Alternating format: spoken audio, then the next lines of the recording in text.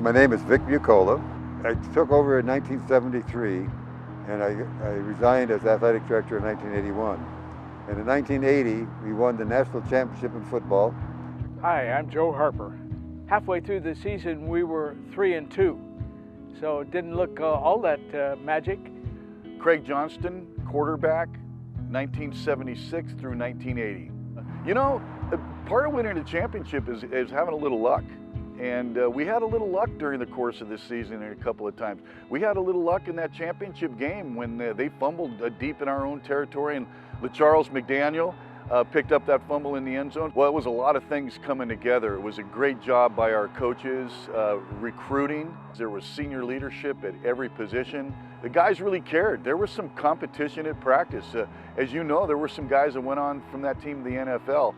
So you can imagine our practices were very, very competitive, and it was just a great year. The critical game was against Boise State in our next to the last game. Boise State went on to win the 1AA championship that year, and we beat them in about the last minute of the game with a field goal. So that was very, very memorable. To be able to win the Division II national championship and to beat the team that won the 1AA championship was very rewarding. And the rewarding was to see the athletes have the success that they had. Those were special guys, and of course Craig Johnston was kind of the key to the whole deal. He was an excellent passer and a fierce competitor. Robbie Martin was Blue Blazes. He did all the scoring in the national championship game. Kickoff, a punt return for a touchdown, and a fade into the corner of the end zone for a touchdown, and a post for a touchdown. That wasn't easy. Those guys wanted the rock every play. Robbie Martin, as I've said before, and I've kind of joked, Robbie Martin is the only wide receiver in the history of the world that has been wide open every play, at least according to him. And Lewis was a great runner. That's the reason that we beat Boise.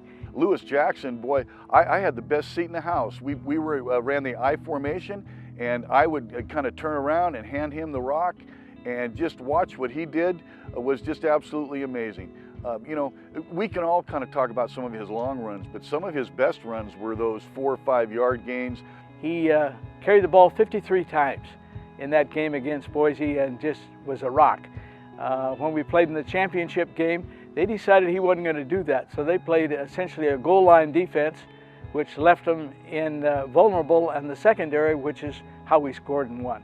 It was a year that we did for a lot of the past Mustangs, and I really got to say that.